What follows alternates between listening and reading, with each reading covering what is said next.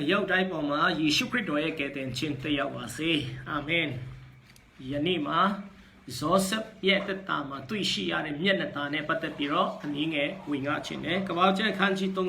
39အခန်းငယ်1ကနေ6ထိဖတ်လို့ပါတယ်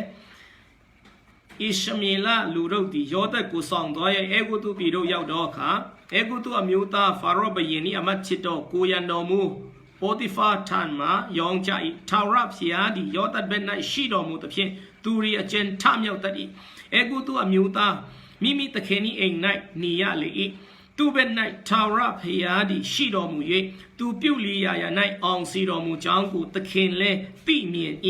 ထို့ကြောင့်ယောသတ်သည်သခင်ရှိ၌မျက်နာရ၍ခါစားလျက်နေရ၏သခင်သည်လည်းမိမိအိမ်တွင်အိမ်အုပ်အရာနှင့်ခံထား၍ဥစ္စာရှိသမျှကိုအပ်လေ၏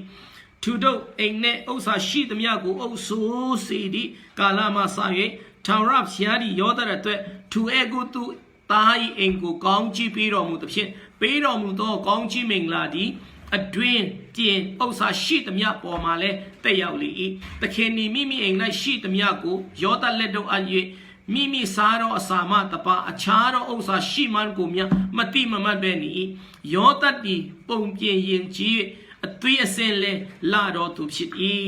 ဖတ်တော်ရဲ့နှုတ်ကပတ်တော်အဖြစ်ရောက်တိုင်းဖျားရှင်ကောင်းချီးပေးပါစေယောသတ်ကနံပါတ်1အနေနဲ့ပြောမယ်ဆိုရင်သူကညီအကူမောင်နှမညီအကူရဲ့မုန်းသေးခြင်းကိုရင်ဆုံးခံရတယ်သူကအိမ်မက်ယူပါယုံမြင်တဲ့ခါမှာအိမ်မက်ယူပါယုံပြောလိုက်တယ်ညီအကူအဖွဲဒီအားလုံးကညီအကူမောင်နှမများကသူ့ကိုမုန်းသေးတယ်နောက်ဆုံးမှာတွင်ထဲမှာချတယ်တွင်ထဲကနေပြန်ကယ်တင်ပြီးတော့မှအခုဣရှမေလလူတို့စီမှာရောင်းစားတယ်သူတို့ကနေတစ်ဆက်ပေါ်တီဖာအိမ်မှာရောင်းတော့သူကအစီခံကျွန်ဘဝနဲ့ရောက်ရှိလာတယ်ဟုတ်ပြီဒီမှာရောင်းစားခြင်းခံတဲ့ယောသတ်ဆိုတာဇောဆက်ဆိုတာဟေဘရဲစကားဖြစ်တယ်ဇောဆက်ရဲ့ဒီပေက the Lord added ဖျားသခင်ကထပ်ပေးတယ်ဆိုတဲ့ဒီပေယနေ့ကျမ်းစာထဲမှာရှိတဲ့ကျွန်တော်တို့ဒီဆောလမွန်မင်းကြီးကိုကြည့်မယ်ဆိုရင်ဆောလမွန်ကဖျားသခင်စီမှာဆုတောင်းတာကဖျားသခင်ဉာဏ်ပညာပေးပါတကယ်မူရင်းမှာကြတော့ဉာဏ်ပညာမဟုတ်ဘူးကိုရောရဲ့အတန်တော်ကိုကြားနိုင်တဲ့နှလုံးသားကိုပေးပါဆိုမှသူကဆုတောင်းတယ်ဆောလမွန်မင်းကြီးဆုတောင်းတဲ့အတိုင်းဘုရားသခင်ကကောင်းပြီတင့်ကိုငါဉာဏ်ပညာပေးမယ်ငါရဲ့အတန်ကိုကြားနိုင်တဲ့ပညာကိုပေးမယ်ပြီးမှတင်မတောင်းတဲ့ဆုကိုလည်းရမယ်တဲ့ဘာတွေလဲချမ်းသာကြွယ်ဝခြင်းပြီးမှဂုဏ်အသရေရှိခြင်းနာမည်ကြီးခြင်းကောင်းခြင်းမင်္ဂလာကိုထပ်ရွက်ပေးမယ်သူတောင်းတာတခုဒါပေမဲ့ဘုရားသခင်ကကျေးဇူးတော်နဲ့အလွန်ကြွယ်ဝပြည့်စုံတဲ့အတွက်ကြောင့်ဆောလမွန်ရဲ့တက်တာမှာထပ်ရွက်ချမ်းသာခြင်းကိုပေးတယ်ထပ်ရွက်နာမည်ကြီးခြင်းဂုဏ်အသရေကြီးခြင်းကိုလည်းဘုရားသခင်ကပေးတယ်အဲ့ဒါငါတို့ဘုရားရဲ့ထုံးစံပဲဘုရားသခင်ကကျေးဇူးတော်နဲ့ကြွယ်ဝပြည့်စုံတဲ့အတွက်ကြောင့်ကျွန်တော်တို့ဆုတောင်းတာထက်အလွန်ထိုးခြားစွာပြုတ်ခြင်းကတတ်နိုင်တော့ဘုရားသခင်ချစ်တယ်ဒီကနေ့ကျွန်တော်ဆုတောင်းတဲ့အတိုင်းဘုရားသခင်ကပေးတယ်ဆိုတာထက်ဆုမတောင်းမဲ့အခြားတော့ရလဲဘုရားသခင်ကကျေးဇူးတော်အဖြစ်ပေးတယ်ဆိုတာကျွန်တော်သိထားဖို့လိုတယ်ဟေဇကာယမင်းကြီးကသူတီးမယ်ဆိုတဲ့အတန်ကိုအိုက်ဆာယာအဖြစ်ကြားတဲ့အခါမှာသူကဆုတောင်းတယ်ဆုတောင်းတော့ဘုရားသခင်ကသူ့ရဲ့အသက်ကို15နှစ်ထပ်ရွက်ပေးတယ်ထာဝရဘုရားကဒီလိုပဲဆုတောင်းတဲ့ခါတိုင်းမှာတာရွက်ထပ်ရွက်အမေရကောင်းချီးမင်္ဂလာသုံးလုံးချပေးတဲ့ဘုရားဖြစ်တယ်အဲကြောင့်ယေရှုခရစ်တော်ဒီလောကမှာကြွလာတဲ့အခါမှာဘုရားသခင်နိုင်ငံတော်နဲ့ဖြောင့်မတ်ခြင်းကိုစီးဥစွာရှာကြလို့နောက်မှထွေရာများကိုလိုအပ်တဲ့ရာများကျမ်းမာခြင်းငြိမ်သက်ခြင်းဝမ်းမြောက်ခြင်းချမ်းသာကြွယ်ဝခြင်းအောင်မြင်ခြင်းအလုံးစုံကိုထပ်ရွက်ပေးမယ်လို့ဘုရားသခင်ကပေါ်ပြထားတယ်အဲကြောင့်ကျွန်တော်တို့ဘုရားကဉာဏ်ပညာကိုထပ်ရွက်ပေးခြင်းနဲ့ဘုရားချမ်းသာကြွယ်ဝခြင်းကိုလည်းထပ်ရွက်ပေးခြင်းနဲ့ဘုရားအောင်မြင်ခြင်းကိုလည်းတင့်ရဲ့တက်တာမှာထပ်ရွက်ပေးခြင်းနဲ့ဘုရားဒီအချိန်မှာတက်မှာရှိတဲ့စီးစိမ်ကိုစာတဲ့တာရွက်မြောက်များစွာကိုထပ်ရွက်ပေးချင်တဲ့ဘုရားအဲဒါကြောင့်ဇောဆက်ဆိုတာဟေဘရဲစကားဘုရားသခင်ကထပ်ရွက်ပေးတယ်အာမင်ယနေ့ကျွန်တော်ကိုးကွယ်တဲ့ယေရှုခရစ်တော်ဆိုတာဂျေဇုတော်နဲ့အလွန်ကြွယ်ဝပြည့်စုံတဲ့အတွက်ကြောင့်အသက်တာမှာထပ်ရွက်အမေရန်တော်လောင်ချပေးခြင်းတဲ့ဘုရားရှင်ဖြစ်တယ်အဲ့တော့အခန်းငယ်1မှာထာဝရဘုရား၏ယောသတ်ဘက်၌ရှိတော်မူသဖြင့်သူ၏အကျဉ်ထမ်းမြောက်တတ်၏အေဂုတုအမျိုးသားမိမိသခင်၏အိမ်၌နေလေ၏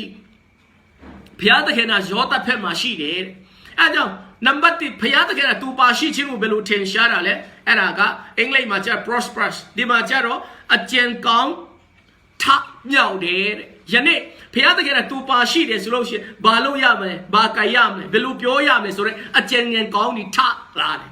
်ဘာဒီဟောပြောရမယ်ဆိုတဲ့အကျဉ်းငယ်ကောင်းကြီးထလာတယ်ဒါကြောင့်ဘုရားသခင်ကတူပါရှိခြင်းဆိုတာအကျဉ်းထရောက်ခြင်းအဖြစ်ကြီးပွားအောင်မြင်ခြင်းအဖြစ်လူတွေကတွေ့မြင်နိုင်တဲ့ကောင်းခြင်းမင်္ဂလာဖြစ်တယ်ဒါကြောင့်ဘုရားသခင်ကတူပါရှိခြင်းအမတန်မှအရေးကြီးတယ်အခန်းငယ်တော့သူ့ဘက်၌ထာဝရဘုရားရှိတော်မူရဲ့သူပြုလီယာယာ၌အောင်စီတော်မူကြောင်းကိုသခင်ဒီလည်းသိမြင်၏ဘီနာကမယုံကြည်သူတွေကတင်တဲ့ဘုရားသခင်ကတူပါရှိကြောင်းတင်ဟာပြုလီယာတိုင်းမှာအောင်မြင်တော်သူဖြစ်ကြောင်းကိုမြင်နိုင်လောက်အောင်ဘုရားသခင်ကလူတွေကိုချီးမြှောက်တဲ့ဘုရားရှင်ဖြစ်တယ်သူကတူပါရှိပြီဆိုတော့ထင်ထင်ရှားရှားနဲ့ပတ်ဝန်းကျင်မှာရှိတဲ့မယုံကြည်သူတွေအားလုံးမြင်နိုင်အောင်ဖော်ပြချင်တဲ့ထာဝရဘုရားဖြစ်တယ်အခန်းငယ်လေးထို့ကြောင့်ယောသတ်ဒီသခင်ရှိ၌မျက်နာရ၍ခါစားလျက်နေ၏ယောသတ်ကအခုမျက်နှာตาရပြ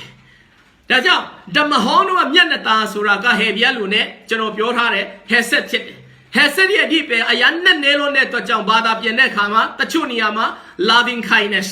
တချို့နေရာမှာ mercy တချို့နေရာမှာ grace တချို့နေရာမှာfavor တချို့နေရာမှာကြတော့ steadfast love NIV မှာကြတော့ unfailing love အဲ့လိုမျိုးနဲ့ဘာသာပြန်ထားတယ်ဒါမဲ့ပြောချင်တဲ့အရာကဘာလဲဆိုတော့အထုကျေးဇူးတော်အဖြစ်ရတဲ့မျက်နှာตาဖြစ်တယ်အခမဲ့နဲ့ရရှိခြင်းကိုပြောချင်တာမထိုက်မတန်မဲနဲ့ရရှိခြင်းကိုပြောချင်တာကိုယ့်ရဲ့ကောင်းမှုကိုသူမပါဘဲနဲ့ရတဲ့အမျက်ဆုံးသောမျက်နှာตาယေရှုခရစ်တော်အဖြစ်ရတဲ့မျက်နှာตาကိုပြောချင်တာအဲအကြောင်းယနေ့ယောဆက်ကမျက်နှာตาရတယ်ဘယ်ကနေရတာလဲယေရှုခရစ်တော်ဘုရားသခင်စီကနေရတဲ့မျက်နှာตาဘယ်မှာထင်ရှားတာလဲသူ့အနီးနားမှာရှိတဲ့သခင်တွေသူ့အနီးနားမှာရှိတဲ့မယုံကြည်သူတွေအားလုံးရဲ့ရှေ့မှာထင်ရှားတဲ့မျက်နှာตาဖြစ်တယ်အဲကြောင့်ဇောဆက်ပါမျက်နှာตาရတယ်ဒီကနေ့ယေရှုခရစ်အားဖြင့်မိတ်ဆွေနဲ့ကျွန်တော်လည်းအထူးမျက်နှာตาရတော်သူဖြစ်တယ်ဘယ်တော့မှမမိနဲ့အဲကြောင့်ဘုရားသခင်ကတင့်ကိုထပ်ရွက်ကောင်းချီးမင်္ဂလာပေးခြင်းနဲ့ဘုရားရှင်ဖြစ်တယ်အဲကြောင့်ယနေ့ဒီမှာရှိကိုပိုက်ဆိုင်ထားတဲ့စီးစိမ်ဥစ္စာတွေပေါ်မှာကျွန်တော်တို့ကြည်တတ်ဖို့မဟုတ်ဘူးဘုရားသခင်ကထပ်ရွက်ပေးအောင်မယ်ငါရဲ့ကျမ်းမာခြင်းဘုရားသခင်ကထပ်ရွက်ဖြည့်ဆည်းပေးအောင်မယ်ငါရဲ့စေပွားရေးလုပ်ငန်းမှာအောင်မြင်ခြင်းဘုရားသခင်ကထပ်ရွက်ပေးအောင်မယ်ငွေရေးကြီးမှာလည်းဘုရားသခင်ကထပ်ရွက်ဖြည့်ဆည်းပေးမယ်ဘုရားရှင်ဖြစ်တယ်ဘာဖြစ်လို့လဲ तू ကဂျေဇုတော်နဲ့အလွန်ကြွယ်ဝပြည့်စုံတဲ့အတွက်ကြောင့်ငါရဲ့သက်တာမှာအမေရထပ်ရွက်ပေးခြင်းနဲ့ထာဝရဘုရားဖြစ်တယ်ဆိုတာသိဖို့အရေးကြီးတယ်အဲဒါကြောင့်မျက်နှာตาရတဲ့ယောဆက်ကိုသခင်ဒီလေမိမိအိမ်တွင်အိမ်ဝရာနဲ့ခံထားရဥစ္စာရှိသမျှကိုအလီမယုံကြည်သူတွေရဲ့စီးစိမ်ဥစ္စာအကုန်လုံးကသူ့လက်ထဲမှာသူ့ရဲ့စီမံခန့်ခွဲမှုအောက်မှာဘုရားသခင်ကချထားတယ်အခန်းငယ်ကသူတို့အိမ်နဲ့ဥစ္စာရှိသမျှကိုအုပ်ဆိုးစီရီကာလမှာစ၍ထာဝရဘုရား၏ယောသတ်အတွက်သူအကုသူတိုင်းအိမ်ကိုကောင်းချီးပေးတော်မူသဖြင့်ပေးတော်မူတော့ကောင်းချီးမင်္ဂလာသည်အတွင်းအပြင်ဥစ္စာရှိသမျှပေါ်မှာတက်ရောက်လေ၏ပေါ်တီဖာကဘယ်သူကြောင့်ကောင်းချီးမင်္ဂလာခံရလဲဘယ်သူအဖြစ်ခံရလဲ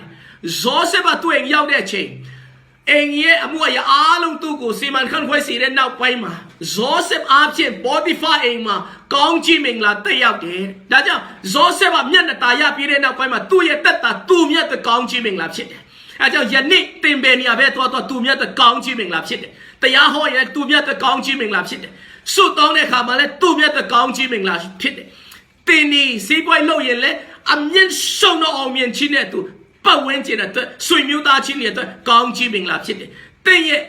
ညီကိုမောင်နှမအများအားလုံးအတွက်တင်ရဲ့တက်တာတွေအထူးကောင်းချီးမင်္ဂလာဖြစ်တယ်အဲကြောင့်ဇောဆက်ရဲ့တက်တာမှာသူရောက်တဲ့နေရာတိုင်းမှာသူမြတ်တဲ့ကောင်းချီးမင်္ဂလာဖြစ်တယ်အဲ့ဒါကမျက်နှာตาအဲ့ဒါကဂျေဇုတော်အဲ့ဒါကဘုရားသခင်ကသူ့ရဲ့ကောင်းမှုကိုသူမပါဘဲနဲ့ရတဲ့မျက်နှာตาဖြစ်တယ်ကဲအဲ့ဒီကောင်းချီးမင်္ဂလာဒီဘယ်မှာတက်ရောက်လဲအတွင်းအပြင်မှာရှိတဲ့စီးစိမ်ဥစ္စာအားလုံးပေါ်မှာတက်ရောက်တယ်အဲ့ဒါဘယ်သူအဖြစ်လဲလူတယောက်အဖြစ်တခင်အိမ်မှာကောင်းချီးမင်္ဂလာတက်ရောက်သွားတယ်မယုံကြည်သူတွေကမြင်ရတဲ့ကောင်းချီးမင်္ဂလာဖြစ်တယ်အဲဒါကြောင့်ယနေ့တင့်အားဖြင့်ဘုရားသခင်ကတိုင်းနိုင်ငံတစ်ခုလုံးလည်းကောင်းချီးပေးနိုင်တယ်ဆိုတာယုံကြည်ပါတင့်အားဖြင့်မိသားစုအားလုံးကောင်းချီးမင်္ဂလာခံစားနိုင်တင့်အားဖြင့်တကဘာလုံးကကောင်းချီးမင်္ဂလာတက်ရောက်နိုင်တယ်ဆိုတာယုံကြည်ပြီးတော့အနာဂတ်ခြေလန်းလန်းဖို့ဖြစ်တယ်အခန်းငယ်6မျက်နှာตาရတဲ့ဇောဆက်တခင်နီမိမိအိမ်၌ရှိသမျှကိုယောသလက်တို့အပ်၍မိမိစားတော့အစာမတပါအခြားသောဥစ္စာရှိမှန်းကိုမြတ်မသိမမှတ်ပဲနီယောသတ်ဒီပုံပြင်ရင်ကြီးအသွေးစဲလဲလာတော့သူဖြစ်၏ မျက်နှာตาရတဲ့ဇောဆက်ပါဒီမှာကြတော့သူအခန်းငယ်9မှာကြတော့သူအားဖြင့်အိမ်မှာကောင်းကြီးမင်္ဂလာတက်ရောက်တယ်အခန်းငယ်6မှာကြတော့မျက်နှာตาရတဲ့ဇောဆက်ပါဘယ်လိုဖြစ်တာလဲရုပ်ရည်လာပါတယ်အာမင်မျက်နှာตาရတဲ့လူရဲ့တက်တာမှာနှုတ်ပြူခြင်းလန်းဆန်းခြင်းကောင်းကြီးမင်္ဂလာရှိတယ်လာပခြင်းကောင်းကြီးမင်္ဂလာရှိတယ်အဲကြောင့်မျက်နှာตาရင်လာတယ်မျက်နှာตาလာပြီးတဲ့နောက်ပိုင်းမှာသူမြတ်အတွက်ကောင်းကြီးမင်္ဂလာဖြစ်တယ်ဒုတိယမှာကျတော့ကိုယ့်ရဲ့ရုပ်ရည်တော်မှလာပလာတယ်ပူနုလာတယ်ပူပြီးတော့ချောလာတယ်ပူပြီးတော့လာပတဲ့ဘဝကိုပိုက်ဆိုင်စေအဲကြောင့်အခန်းငယ်ခုနှစ်ရာနီစပြီးတော့မှတခင်မကသူ့ကိုအပြစ်လုပ်ဖို့သွေးဆောင်တယ်သူကဒီလောက်ကြီးမားတဲ့အပြစ်ကိုငါမလုပ်ဘူးဆိုပြီးတော့မှငြင်းတယ်အခန်းငယ်7နှစ်မှာကျတော့အပြစ်မလုပ်ငါဘယ်တော့မှအပြစ်မလုပ်ဘူးဆိုမှအဲ့ဒီပေါ်တီဖာမျိုးသမီးနားမှာနေတာမဟုတ်သူကထွက်ပြေးသွားတယ်ဒီကနေ့ဂျေဇုတော်ရတဲ့လူတွေကအပြစ်မလုပ်ချင်ဘူးမျက်နှာตาရတဲ့လူတွေကအပြစ်လုပ်ရတဲ့နေရာနေထွက်ပြေးစေတဲ့အရာကပါလဲဆိုမျက်နှာตาသူတို့ကိုအပြစ်မလုပ်ဘူးပိတ်ပင်တယ်တားဆီးတယ်အဲကြောင့်အခန်းငယ်လေးမှာဖော်ပြထားတဲ့ဇောဆက်ပါမျက်နှာตาရတယ်တဲ့အဲ့ဒါဖယားသခင်စီကနေလာတဲ့မျက်နှာตาအဲ့ဒီမျက်နှာตาကသူ့ရဲ့ဘဝမပြတ်စေအောင်နာမည်မပြတ်အောင်ဇောဆက်ကိုအပြစ်လုပ်ရတဲ့နေရာနေထွက်ပြေးအောင်လုပ်တာကအဲ့ဒါပဲဒါကြောင့်ဇောဆက်ပါအမတန်မှကောင်းချီးမင်္ဂလာခံစားရတဲ့လူပုဂ္ဂိုလ်ဖြစ်တယ်အပြစ်တော်မှမလုပ်ရတဲ့အပြစ်ကိုသူကလုံးဝမလုပ်ဘဲနဲ့ထွက်ပြေးသွားတယ်ယနေ့ဂျေဇုတော်ကကျွန်တော်တို့ကိုအပြစ်မလုပ်အောင်ကျွန်တော်တို့ကအမြဲတမ်းတုံတင်တဲ့အရာဖြစ်တယ်လူတွေကပြောတယ်ဂျေဇုတော်များများဟောလို့ရှိရင်လူတွေကပြစ်လုပ်တယ်မဟုတ်ဘူးမျက်နှာตาရတဲ့လူကဘယ်တော့မှအပြစ်မလုပ်ချင်တော့ဘူးဖယားသခင်ကငါ့ကိုဒီလောက်ထိချစ်တယ်ဖယားသခင်ကကျွန်တော်ဒီလောက်ဆိုးတာတော့မှဒီလောက်အမြိုက်ကောင်းချီးမင်္ဂလာပေးတယ်ဆိုတာကောင်းကောင်းသဘောပေါက်တဲ့လူတွေကဘယ်တော့မှအပြစ်မလုပ်ချင်တော့ဘူးအပြစ်ကနေထွက်ပြေးတဲ့လူတွေဖြစ်တယ်။ဒါကြောင့်ယနေ့ဂျေဇုတော်မျက်နှာตาကတင့်ကိုအပြစ်မလုပ်အောင်ပိတ်ပင်သားစီတော့အမတန်မှခွန်အားနဲ့ပြေဝတော့တကိုးနဲ့ပြေဝတော့ကောင်းချီးမင်္ဂလာဖြစ်တယ်ဆိုတာအမေမှတ်ထားပါဒါကြောင့်ဂျေဇုတော်ဟာတဲ့ပေါ်မှာအမေတက်ရောက်တယ်ယေရှုခရစ်တော်ရဲ့ကယ်တင်ခြင်းနဲ့တင့်ပေါ်မှာတက်ရောက်ပါစေအာမင်အာမင်အာမင်